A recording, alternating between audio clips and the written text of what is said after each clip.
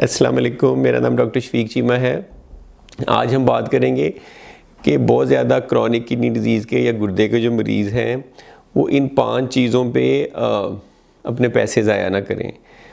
कुछ ऐसी बहुत सारी मेडिसिन चीज़ें कम्युनिटी में सर्कुलेट करती हैं जिस पे गुर्दे के मरीज़ खामखा बहुत ज़्यादा पैसे ज़ाया करते हैं। उनके बारे में कोई एविडेंस नहीं है, किसी रिसर्च ने प्रूव नहीं किया और उनका जो बेनिफिट है वो कंट्रोवर्शियल है।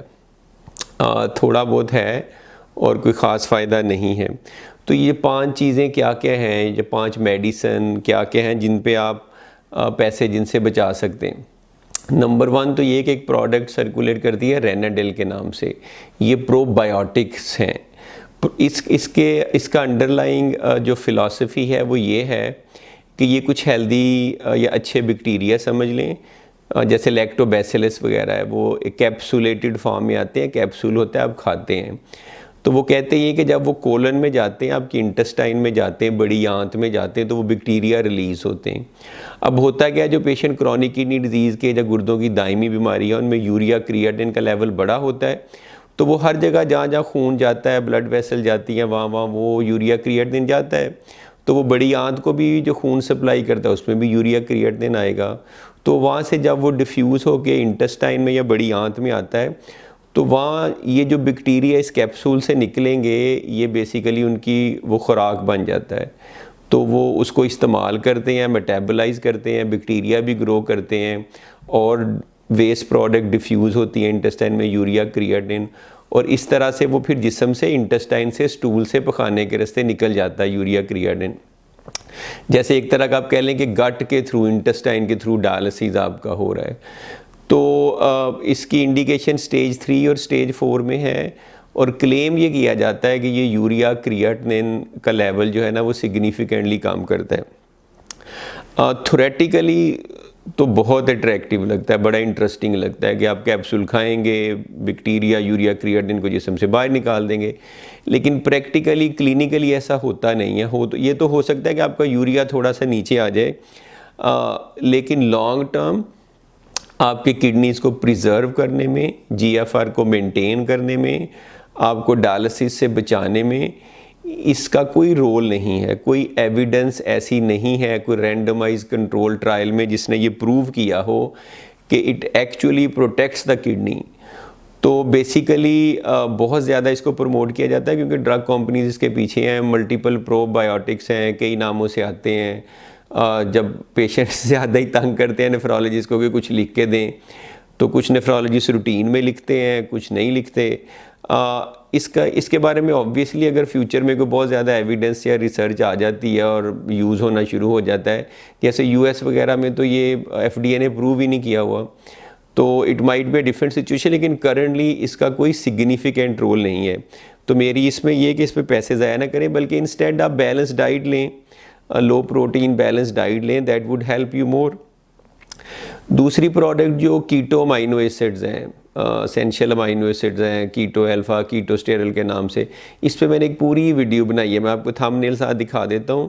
ये पूरी एक वीडियो, काइंडली इसको देखें। कीटो स्टेरल के बारे में मेरा पॉइंट ऑफ व्यू ये है कि इनका भी कोई सिग्निफिकेंट बेनिफिट नहीं है और ये यूरिया क्रिएटिनिन कम करने वाली दवाई नहीं है, पीरियड। ये एसेंशियल अमाइनो एसिड्स हैं, उनमें देने होते हैं जिनमें आप प्रोटीन सिग्निफिकेंटली कम करते हैं, लेकिन अगेन ये इन इटसेल्फ यूरिया क्रिएटिनिन को कम नहीं करेगी। बहुत ज़्यादा प्रोटीन कम लेने से यूरिया क्रिएटिनिन पे कुछ फ़र्क पड़ेगा, जो कि अगर वैसे ही आप मॉडरेट अमाउंट में प्रोटीन ले रहे हैं तो that should be more than enough. तीसरी चीज़, इसमें बहुत सारे लोग किडनी के डायलिसिस के पैसे ज़ाया करते हैं, specially and stage on dialysis, कि हर डायलिसिस के बाद जो टेक्नीशियन ऑन डायलिसिस सेंटर है वो आपको कहेंगे जी टेस्ट करा लें, लैब्स करा लें। डायलिसिस के बाद यूरिया क्रिएटिनिन चेक करने की कोई सिग्निफिकेंस नहीं है। कुछ रेयर केसेस में नेफ्रोलॉजिस्ट पोटेशियम वगैरह ऑर्डर करते हैं अगर ये डर हो कि डायलिसिस से पोटेशियम सही रिमूव नहीं करता। तो जो पोस्ट डायलिसिस या आफ्टर डायलिसिस ब्लड टेस्ट हैं, लैब्स हैं, वो बिल्कुल ना करवाएं। हाँ, मंथली, महीने में एक दफ़ा अपने टेस्ट करवा के नेफ्रोलॉजिस्ट से चेक करवाएं ताकि वो आपकी मेडिकेशन एडजस्ट करे। तो रूटीन में कोई फ़ायदा नहीं है। चौथे नंबर पे जो चीज़ मैंने बहुत ज़्यादा ऑब्ज़र्व की है वो हर डायलिसिस सेंटर में टेक्नीशियन जो हैं, कुछ नेफ्रोलॉजिस्ट भी, वो मेथिकबाल और कैल्शियम के टीके लगाई जाते हैं मरीज़ों को। टोटली यूज़लेस है, कोई फ़ायदा नहीं है, कोई रिसर्च नहीं है, कोई एविडेंस नहीं है। 15 साल जो मैंने अमेरिका में प्रैक्टिस की, हमने कभी नहीं लगाया था। मेथिकबाल तो आप मल्टीविटामिन में वैसे ही ले सकते हैं, ओरली भी ले सकते हैं। और कैल्शियम के इंजेक्शन लगाना, स्पेशली जब आपका कैल्शियम फास्फोरस पीटीएच ऊपर भी हो, प्रोडक्ट ज़्यादा भी हो, कुड बी डेंजरस आल्सो। तो ना ये कैल्शियम के टीके लगवाएं और ना ही मेथिकबाल के इंजेक्शंस लगवाएं। हमने ऐसे भी देखा कि कुछ पेशेंट में इतने ज़्यादा लगेंगे, उनका मेथिकबाल लेवल जो है ना आसमान तक पहुंचा हुआ, अगर ब्लड में चेक करें, जो विटामिन B12 का लेवल है। तो इसका कोई सिग्निफिकेंट फ़ायदा नहीं है। हाँ, इंस्टेड आप क्या कर सकते हैं कि एक मल्टीविटामिन लें, जैसे नेफ्रोवेट है या रेंटम वगैरह है। एक मल्टीविटामिन लें, उसमें वैसे ही इनफ जो आपकी डेली अलाउंस है वो सारे विटामिन का है, इंक्लूडिंग विटामिन B12। अच्छा, अब एक और 5वीं जो चीज़ है, द लास्ट वन, जिस पे मेरे ख्याल में you could save some money, वो इंट्रावीनस कुछ लोग अमाइनो एसिड का इन्फ्यूजन देते हैं, नेफ्रोस्टेरल का। कोई फ़ायदा नहीं है। अगर एक बंदा खा नहीं सकता ना, बाई माउथ गोश्त नहीं ले सकता, प्रोटीन नहीं ले सकता, दालें नहीं खा सकता, तो उसमें तो जैसे हम TPN देते हैं उस तरह आप कोई इंट्रावीनस अमाइनो एसिड दे दें तो शायद कोई रोल हो। एक बेड रिडन के कैक्टिक मेल नरिश पेशेंट है जिसको पेग ट्यूब लगी हुई है, खा ही नहीं सकता।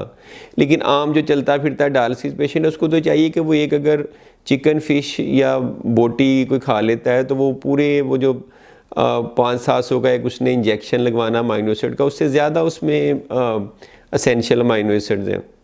तो जो इंट्रावीनस टेक्नीशियन और कुछ नेफ्रोलॉजिस्ट नेफ्रोस्टेरल के टीके लगाते हैं या वो ड्रिप्स लगाते हैं, उसका बिल्कुल कोई फ़ायदा नहीं है। उससे बहुत बेहतर है कि अपनी डाइट बैलेंस करें, उसमें प्रोटीन लें, एसेंशियल अमाइनो एसिड लें, क्योंकि जब आप डायलिसिस पे चलेंगे तो आप प्रोटीन ले सकते हैं, तब आपको प्रोटीन की रिस्ट्रिक्शन ख़त्म हो जाती है।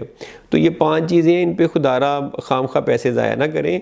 फ़िलहाल इनके बारे में कोई ऐसी एविडेंस या रिसर्च नहीं है कि जिसमें इनका कोई ख़ास फ़ायदा हो। तो इस पे पैसे बचाएं, इससे बेहतर है अपनी डाइट पे, न्यूट्रिशन पे और कुछ जो रीनल मल्टीविटामिन है उन पे पैसे लगाएं। थैंक यू, खुदा हाफिज़।